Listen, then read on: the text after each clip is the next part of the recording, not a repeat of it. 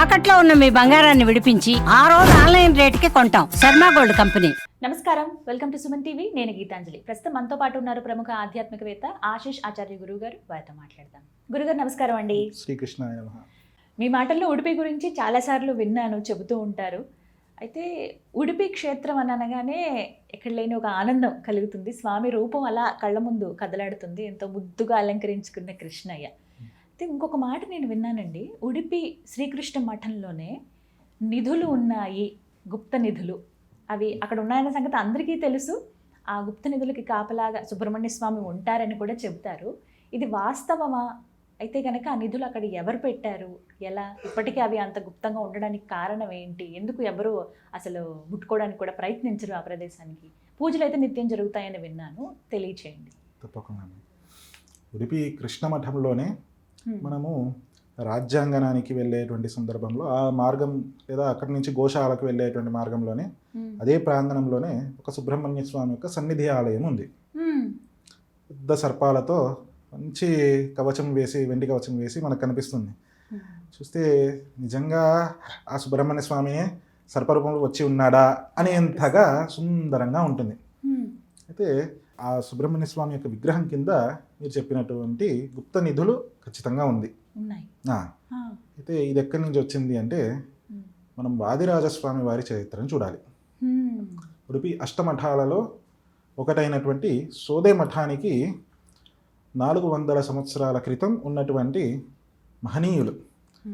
ఇప్పటికీ ఆయన ఇప్పుడు ఏ విధంగా అయితే రాఘవేంద్ర స్వామి వారు సజీవంగా ఆయన బృందావనంలో ప్రవేశం చేశారు, ఈయన కూడా సజీవంగానే బృందావనంలో ప్రవేశం చేసి ఈయనకి 5 బృందావనాలు ఉంటుంది. అది విశేషము. అది సోదే క్షేత్రానికి వెళ్ళినప్పుడు దాని గురించి మనము మాట్లాడినప్పుడు తప్పకుండా మాట్లాడవచ్చు. అయితే ఆయన సంచారానికి వెళ్తున్నప్పుడు ఉత్తర భారతంలో బద్రీ సంచారము, అలా కాశీ ఇత్యాది క్షేత్ర సంచారం చేసేటప్పుడు కాశీకి వెళ్ళేటువంటి మార్గంలో ఒక సుల్తాన్ యొక్క కుమారుడి సమాధి పైన ఈయన వెళుతూ ఉంటారనమాట. ఇక్కడ ఆయన కూర్చొని ఆసీనులై ఆయన యొక్క అనుష్ఠానం చేసుకోవాలి అనుకుంటారు.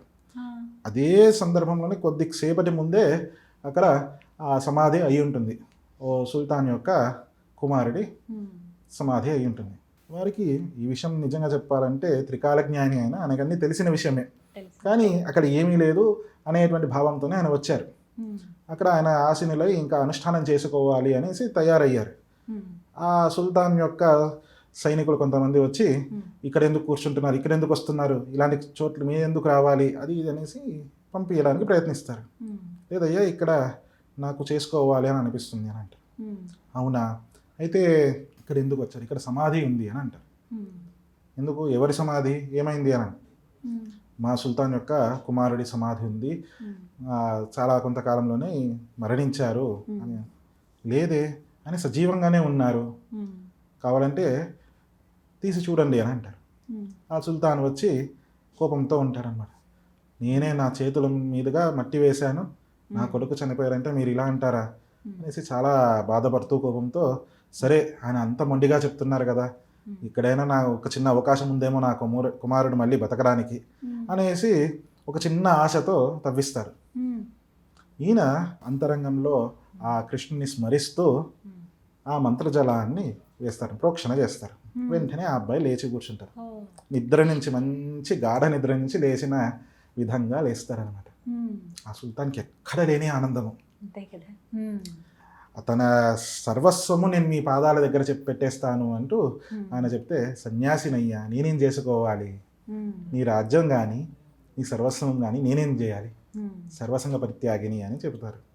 లేదు స్వామి తీసుకోండి అని ఒక సంచి నిండా నిధిని ఇచ్చి పంపిస్తారనమాట. ఒక పేటిక మొత్తము నిధి ఇచ్చి అన్ని ధనము, వైడూర్యాలు, ముత్యాలు ఇత్యాంటివన్నీ ఇచ్చి పంపించగా ఆయన అక్కడి నుంచి కాశీ క్షేత్రానికి వెళతారు వాదిరాజుల వారు.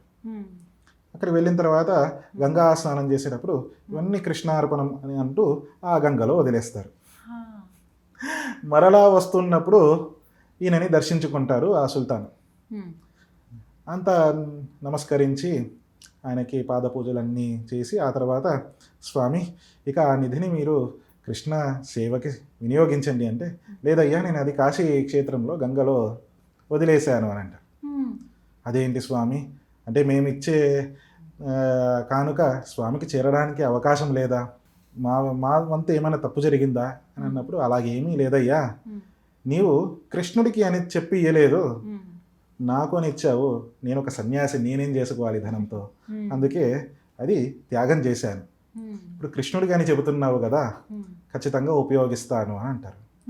మరలా ఇంకొక పేటిక నిండా ధనాన్ని ఇచ్చి పంపిస్తారంట. అయితే ఇప్పుడు ప్రస్తుతం కృష్ణ మఠానికి కృష్ణుడికి ఈ నిధితో అవసరం లేదు, కానీ ఎప్పుడైనా భవిష్యత్తులో అవసరమైతే ఖచ్చితంగా ఉపయోగిస్తాము అంటూ ఆ సుల్తాన్కి మాట ఇచ్చి ఉడిపి కృష్ణ మందిరంలోనే ఆ ప్రదేశంలో గోశాలకి ఎదురుగా ఆ ప్రదేశంలో తవ్వి అక్కడ ఈ నిధిని పెట్టి దానికి కాపలాగా సుబ్రహ్మణ్య స్వామిని ప్రతిష్ఠ చేశారు. అది కారణం. ఇప్పటికీ మనకి మఠంలో కూడాను అప్పుడప్పుడు ఆ సుబ్రహ్మణ్య స్వామి చుట్టుపక్కల సర్పాలను మనం గమనిస్తాము.